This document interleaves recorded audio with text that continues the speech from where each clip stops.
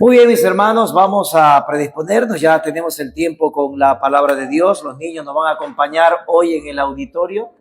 Así que vamos a recorrer, y pensando ya que estamos a una semana de lo que normalmente se conoce como la Navidad, o lo que la tradición celebra, por decirlo de alguna manera. Nosotros como ministerio estamos preocupados en dar ciertos detalles y pautas fundamentales de lo que es realmente la Navidad. Así que en medio de memorias y tradiciones, la Navidad puede fácilmente convertirse solamente en eso. Hay personas que se visten de rojo, otras de verde. Bueno, no está mal. Hay familias que visitan unas de muy lejos a otras y tampoco creo que esté mal. Pero solamente son tradiciones. La Biblia, un historiador, Lucas, él ha dejado no una tradición o una leyenda, sino que una historia real.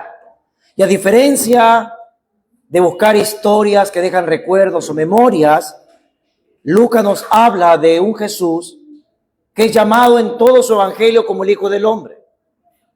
Y ese es un título mesiánico, tomado allí de Daniel capítulo 9 y 12, donde el profeta puede ver la majestad y la gloria de Dios y le llama Hijo de Hombre. Y Lucas, a lo largo de su evangelio, nos narra, nos cuenta que el Señor Jesús se autotituló el Hijo del Hombre.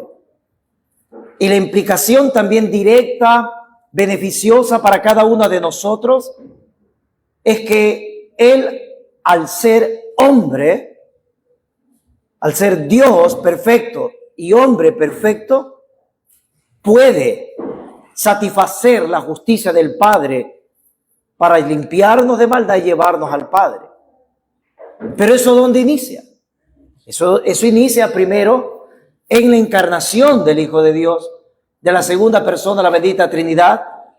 Y esa historia la tenemos aquí en Lucas capítulo 2.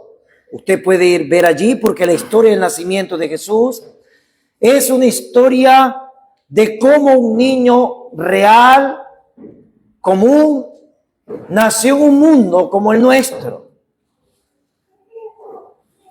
La historia del nacimiento de Jesús fue real para salvar a personas reales como nosotros. Usted puede ver en Lucas 2, versículo número 1, que esto es una historia.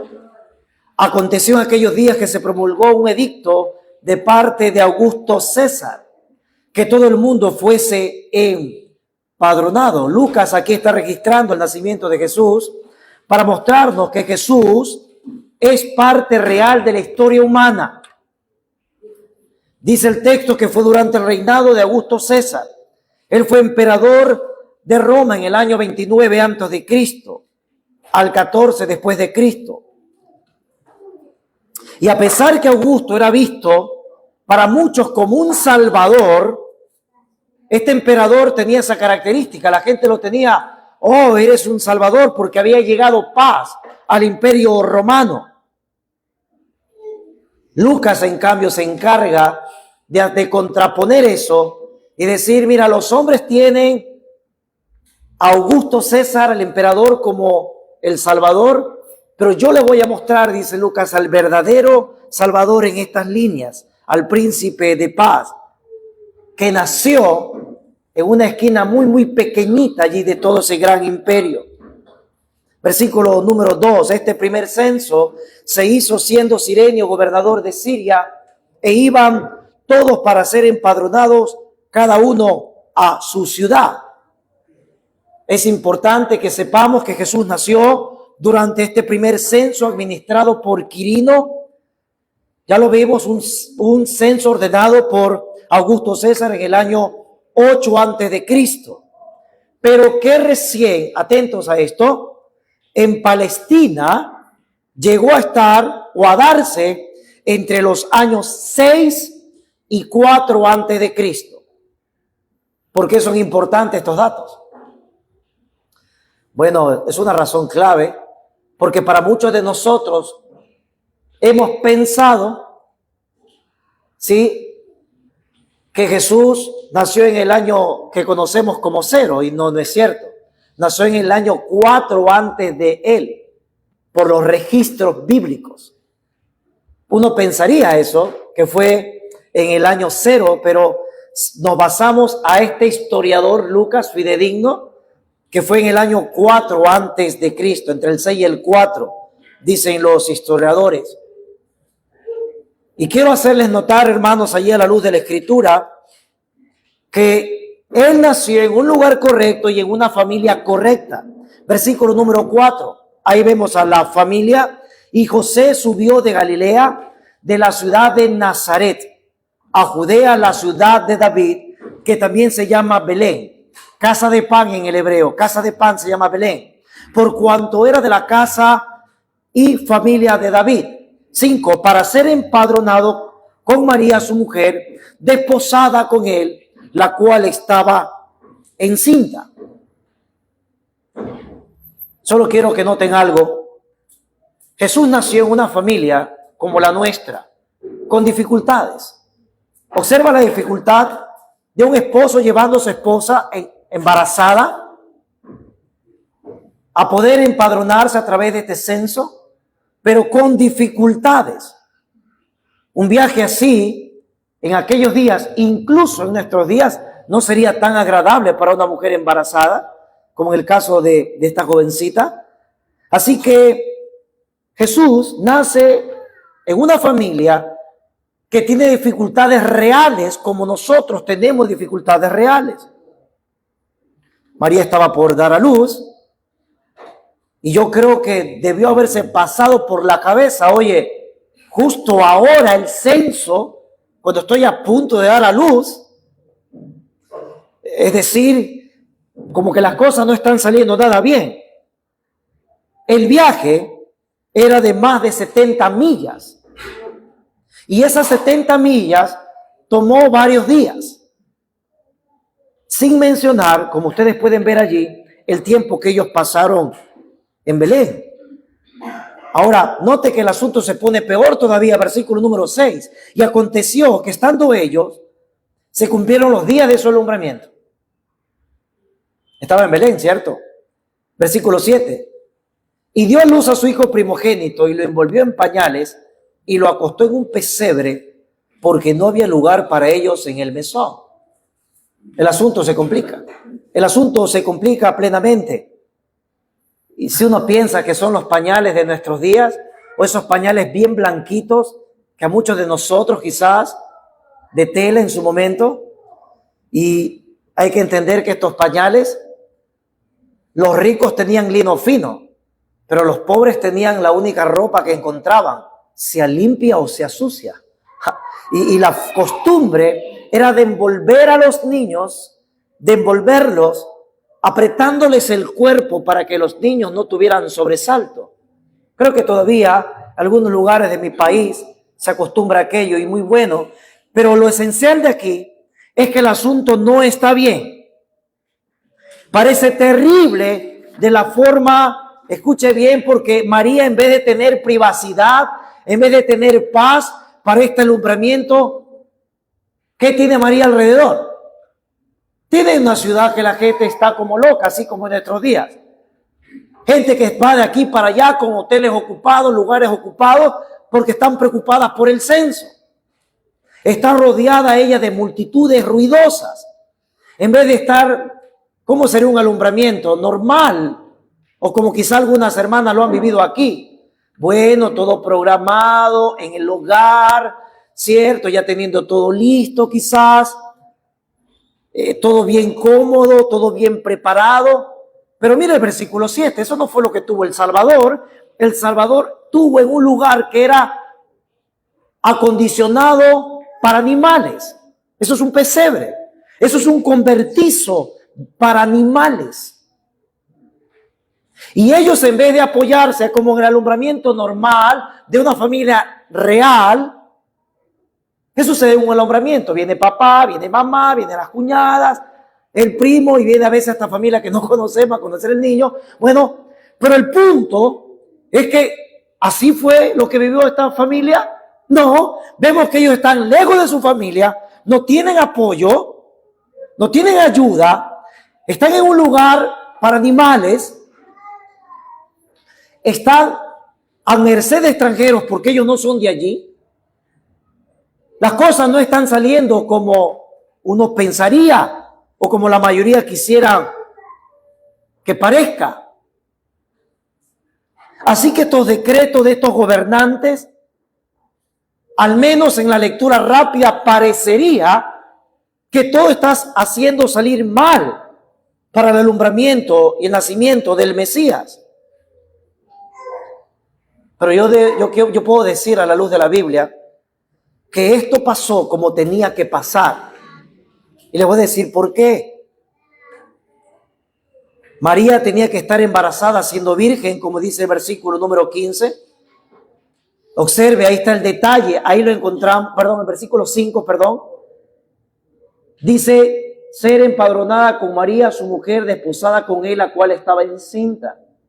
María aún no vivía literalmente con José como su cónyuge.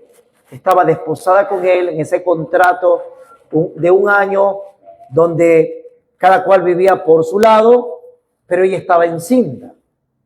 Es decir, que estas dificultades fueron programadas por Dios para esta familia, para cumplir eso. Número 2, tenía que cumplirse la profecía de Isaías 7:14. Debía de cumplirse que el Mesías, al nacer de una virgen, es santo, es el Hijo de Dios, como dice Lucas 1:35. Dios orquestó estas dificultades. ¿En qué ciudad estaban aquí? En Belén, versículo 4. Es decir, que Dios orquestó, permitió que no saliera como ellos pensaban para que se encontrasen en Belén, porque Miqueas 5:2 decía que el Mesías necesitaba nacer en la ciudad de David, para demostrar que el Mesías, que Jesús, es el Hijo prometido de 1 Samuel 17. Así que aquí hay una gran enseñanza para nosotros. El gran Augusto César, del versículo 1, y todos los gobernantes, toda la escena, simplemente eran herramientas usadas por la mano de Dios para mover a esta familia de Nazaret 70 millas, más de 70 millas, moverlas a Belén en el momento preciso. Y eso es una gran enseñanza para nosotros, porque cuando sufrimos desilusiones e inconvenientes, nosotros tenemos que aprender a tener ánimo, sabiendo que Dios está obrando en todos los problemas de nuestra vida real para llevar a cabo su plan perfecto en nosotros. Y hay que entender eso.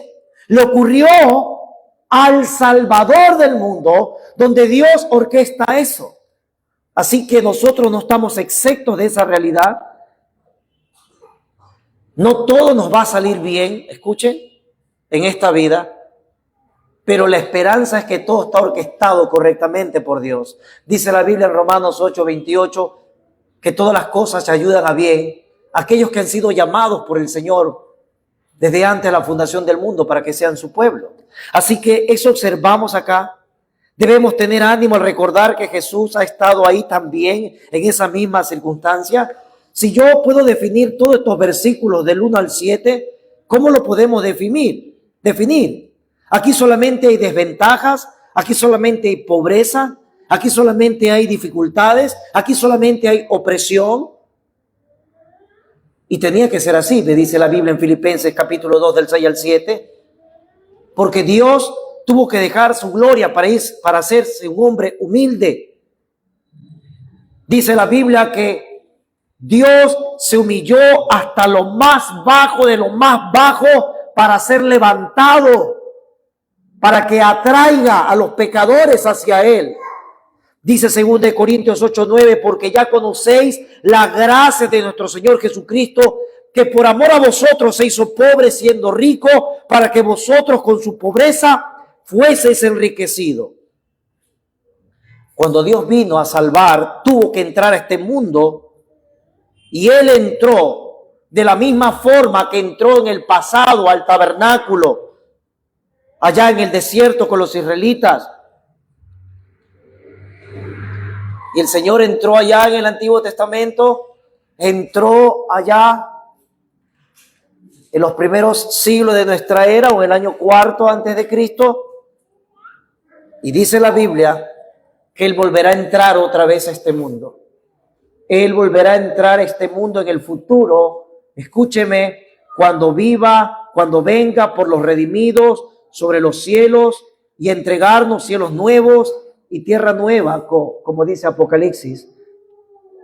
Jesús se encarnó, Dios mismo entró en el mundo real con un propósito. Ahora quiero que veas ese propósito. Mira el versículo número 8. Ahí está el propósito por el cual el Señor se encarnó, por cual Dios tuvo que ¿por qué nació un niño? Ahora, ¿cómo nació el niño? En dificultades. Ahora veamos para qué nació el niño. El niño nació para salvar. Versículo 8. Había pastores en la misma región que velaban y guardaban las vigilias de la noche sobre su rebaño.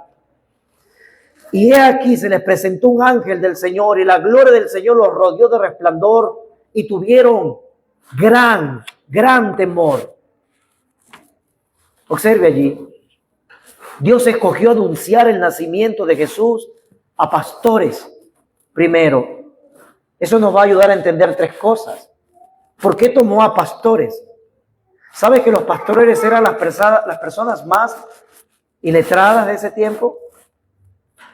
Pero él nació en la humildad, en la pobreza, en la dificultad, y Dios escogió anunciar ese evento sobrenatural a pastores. Hay tres cosas. Número uno, si Dios anunció a pastores de este evento, entonces Jesús vino a ofrecer salvación a los pobres. Número dos, si Dios anunció a pastores comunes en el campo del evento del nacimiento de su Hijo, entonces Jesús vino como el buen pastor prometido. Juan 10:11, Él dice, yo soy el buen pastor y mi vida doy por las ovejas. Tercero, Jesús vino para morir por los pecados. Y creo que los pastores eran quienes tenían más claro el asunto de los sacrificios. ¿Saben por qué? Porque estos pastores que estaban ahí en el campo, ellos se entendían. Y ellos estaban en Belén. Y de Belén a Jerusalén solamente hay 5 millas. Así que estos pastores entendían cuál era todas las tratativas para llevar a parte de sus ovejas que ellos cuidaban para llevarlas al matadero del sacrificio del templo. ¿Qué significativo es esto? Porque Jesús venía a morir como el Cordero de Dios que quita el pecado del mundo, dice Juan 1:29. Ahora estos hombres están allí, mira el texto bíblico. Y dice, imagínate el asombro de estos pastores cuando la luz de la gloria de Dios perforó, por decirlo de alguna forma, de repente las tinieblas de la noche, en el versículo número 9.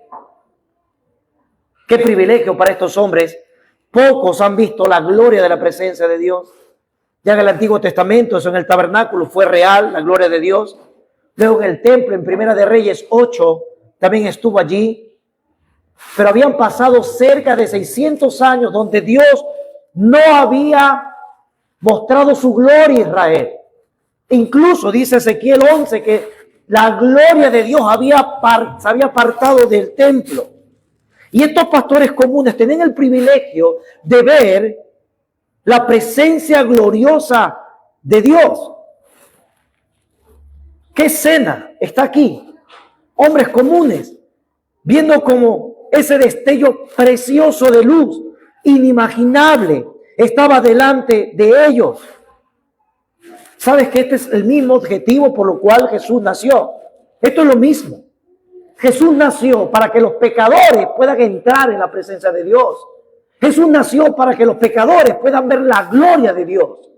Jesús nació por esto mismo, por este mismo objetivo. Vino a guiar a los pecadores de regreso a la presencia de Dios para deleitarse en su gloria, no en un momento como estos pastores, sino para siempre. Dice Apocalipsis 21:23, hablando de la nueva Jerusalén, no tiene necesidad de sol ni de luna que brillen en ella, porque la gloria de Dios la ilumina y el Cordero es su lumbrera. Miren lo que dijo el ángel, versículo número 10 y 11.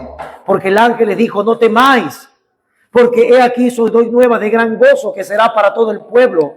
Versículo 11, observe cómo aquí hay 3 títulos de Jesús que os ha nacido hoy en la ciudad de David. Primer título, un Salvador. Segundo título, que es Cristo. Tercer título, el Señor.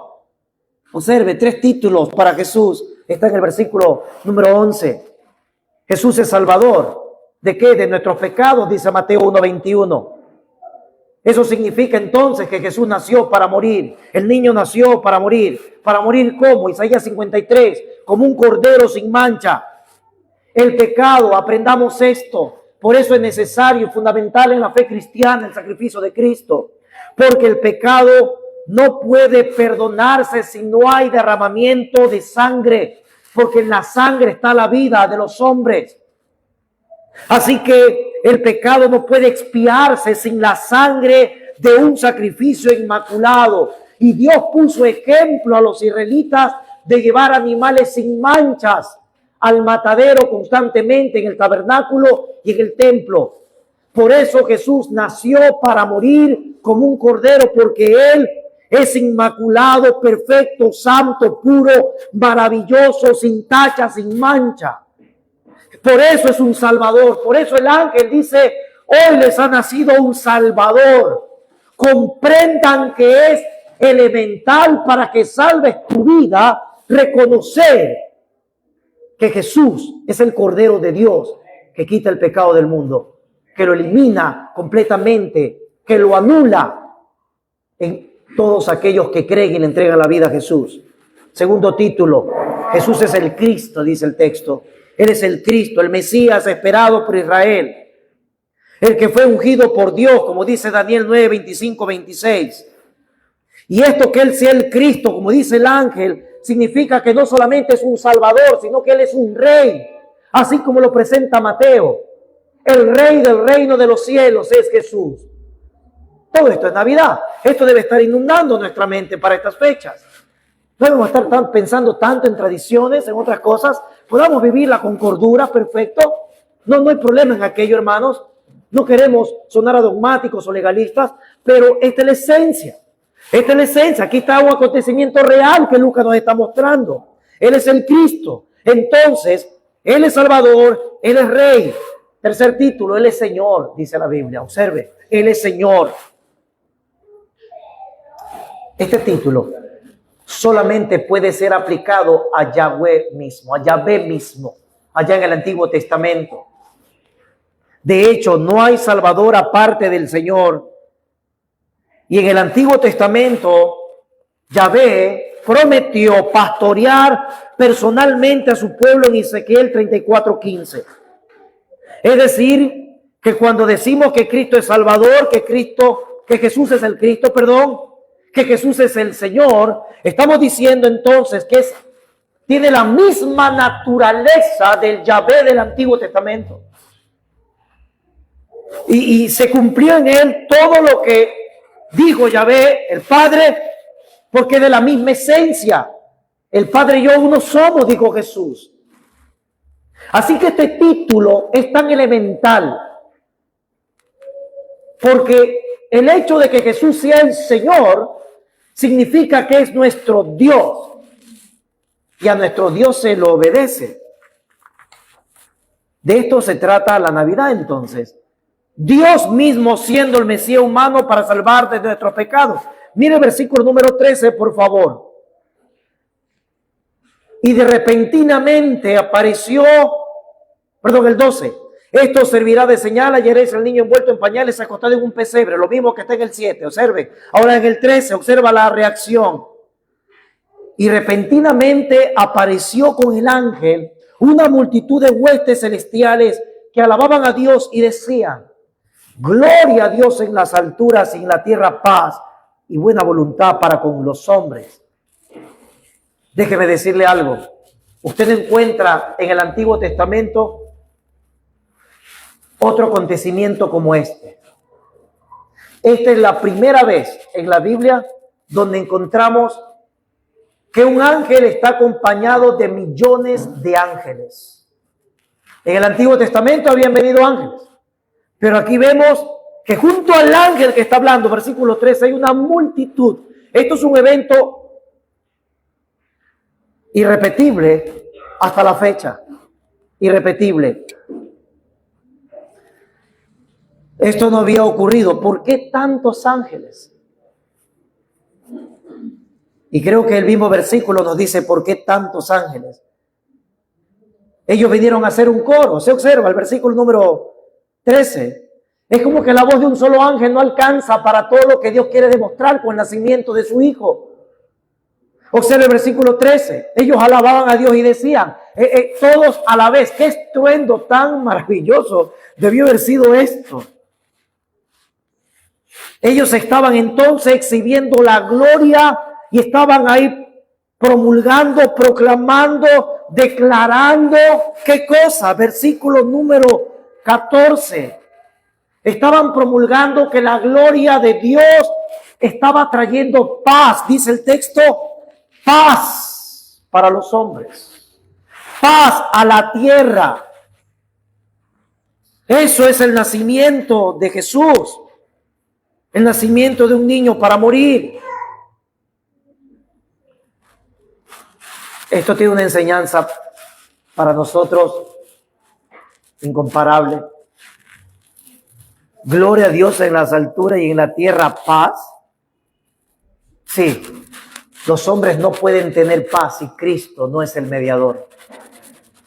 Dice Romanos 5:1 que tenemos paz hemos sido justificados para con Dios y tenemos paz por medio de ¿quién? Solo de Jesucristo. Los hombres permanecen en guerra sin Cristo delante de Dios. Y Dios dice, nace mi hijo para que tengan paz conmigo si lo reconocen a él como su rey, como el Cristo, como el Mesías, como el Salvador que él es. Y esto para mí, en lo personal, hermanos, esto es un recordatorio de que nosotros como creyentes tenemos paz verdadera. Los tiempos son duros, hermanos, y son muy difíciles. Pero ¿qué dice Filipenses 4:7? Por nada estéis afanados. Ustedes saben ese texto. ¿Qué más dice ese texto? Peticiones delante de Dios. Y al final, ¿qué va a ocurrir? Esa paz de Dios que sobrepasa todo entendimiento va a inundarnos. ¿Dónde se originó eso? En el nacimiento de nuestro Salvador. Ahí comenzó esta paz. Ahí cobra significado y la tierra paz.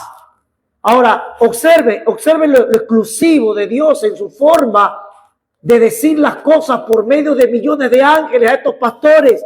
Dice en la tierra paz, buena voluntad para con los hombres. Déjame agregar, para con los hombres que reconocen a Cristo como su Rey y Señor. Y eso es lo que enseña la Escritura. Y esta paz, y aunque en esta vida no tenemos una paz completa, hay que aceptarlo. Vivimos turbulencias. Déjame decirte que esta paz inició con la venida del Hijo de Dios y que esta paz, ¿sabes?, se va a completar en la segunda venida de Cristo. Se va a completar la paz, a establecer la paz perfecta, como dice Apocalipsis 21:4, Apocalipsis 21:25. Pero la paz de Dios con los hombres solamente es para aquellos que se complacen con Dios. Retrocede al versículo 14, ahí mismo. Ya está en el 2:14, ¿verdad? Ahora, anda Lucas 1:50. Lucas 1:50. Observa detalles de esto. Dice Lucas 1:50. Ahí habló María en el Magnificat y dice, y su misericordia, hablando de la misericordia de Dios. Mira, qué hermoso es esto. Es de generación en generación a los que le temen. ¡Qué promesa! Ahí está la paz de acá del capítulo 2:14.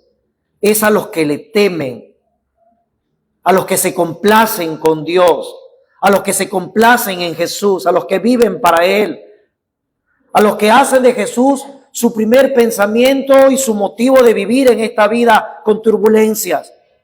Esta paz es para aquellos que Dios ha hecho el objeto de su amor. Y la paz, ningún ser humano la puede conseguir con esfuerzo. Esa paz no viene, no hay, no es cierto. La paz es un regalo de Dios.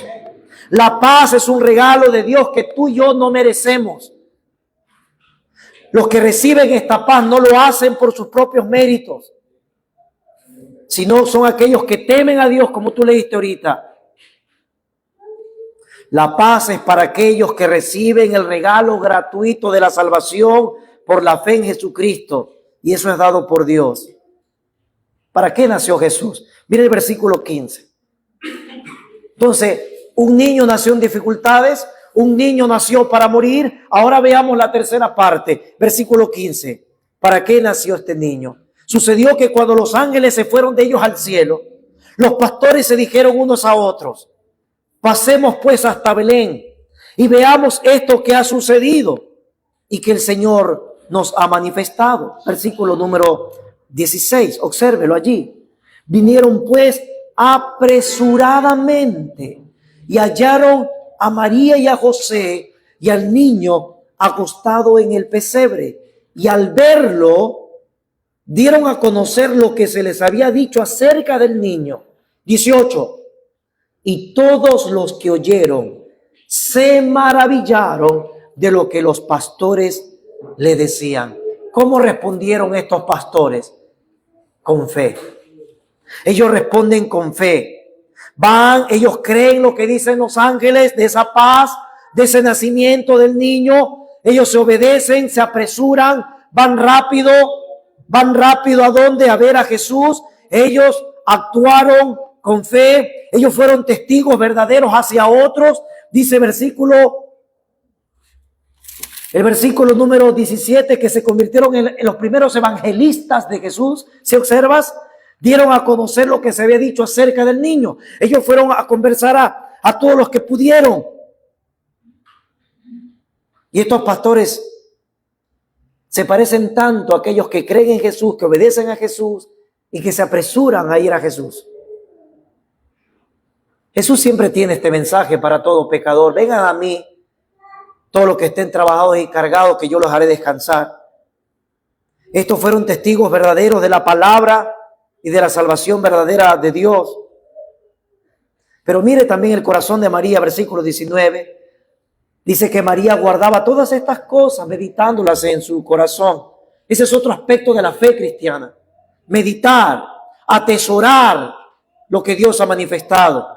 Ella consideró, reflexionó profundamente en todo lo que había sucedido. ¿Sabe que 1 Timoteo 4:15 dice que eso hacen los hijos de Dios? Que ellos están meditando constantemente en las verdades de Dios. Dice 2 Pedro 3:17 que los hijos de Dios están procurando crecer en el conocimiento de la meditación de la palabra de Dios. Dice Filipenses 3:10 que los hijos de Dios siempre anhelan conocer mucho más de Dios. Así que estos pastores son un ejemplo para nosotros. Después de tantos siglos, esta es una historia real para gente real como nosotros. Mire el versículo 20. Mire el versículo número 20. Y volvieron los pastores glorificando y alabando a Dios por todas las cosas que habían oído y visto, como se les había dicho. Ellos regresaron a sus ovejas. Regresaron a su vida común y corriente. Obsérvalo. Su vida común y corriente. Eran pastores humildes, pero hay un detalle ahí en el texto que resalta. Te pregunto, ¿ellos después de esto continuaron siendo los mismos? Ya no. Ellos dicen que glorificaban a Dios, alababan a Dios. Ellos nunca volvieron a ser iguales delante de Dios. Ellos vivían ahora para glorificar y para alabar a Dios. ¿Por qué? Por el Salvador, por el niño que nació. Hermanos, así es como Dios salva. Dios salva a personas reales de un mundo real. La Navidad debe recordarnos a nosotros nuestro propio pecado, pero también la Navidad debe recordarnos el gozo que debemos de tener por el perdón de los pecados que hemos obtenido en Cristo Jesús. Pero vimos que hay dificultad aquí. La vida cristiana no es Dios prometiendo sacarnos del mundo. ¿Qué hizo Dios? Más bien Él se introdujo en el mundo. Y dice que para sus hijos, Dios en vez de sacarnos del mundo, no lo hace, sino que ora por nosotros en este mundo.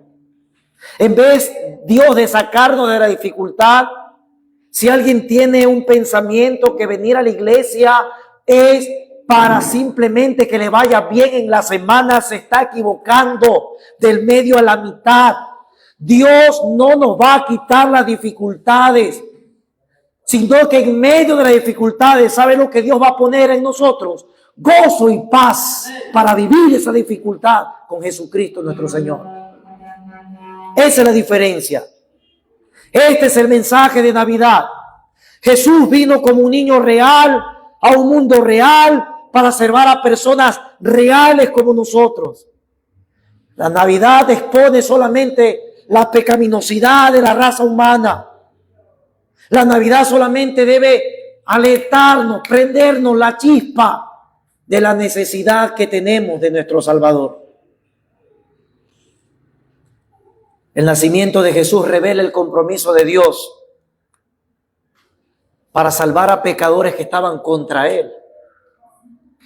¡Qué amor de Dios por nosotros!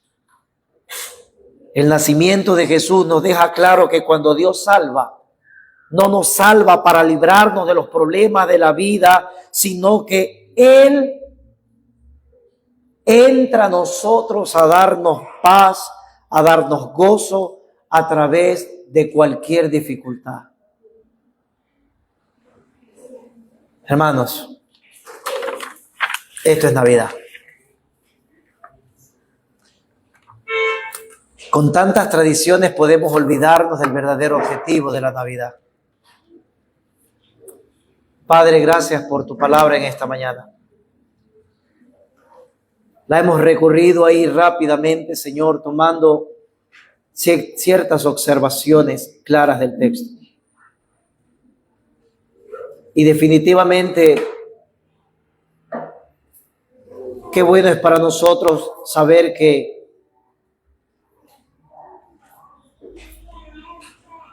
no podemos ser ingratos delante de tu presencia y comenzar a hacer fábricas de quejas delante de ti cuando las cosas no van bien. Porque en el mismo nacimiento de nuestro Salvador, las cosas no salieron quizás como pensó Jesús, José y María, pero sí como tú lo pensaste. Qué hermoso saber que viniste a salvar a tus enemigos. Qué hermoso es saber y recordar que ahora vivimos para alabar y glorificar tu nombre. Qué bueno saber y recordar que solamente tengo gozo y paz si estoy anclado en estas verdades de la Escritura. Qué bueno es saber y recordar que todo pecador arrepentido que acude a tu Hijo Jesucristo alcanza en tu gracia y misericordia el perdón de pecados. Gracias por tu palabra, Señor, que en esta mañana has compartido a tu pueblo. En el nombre de Jesús. Amén y amén.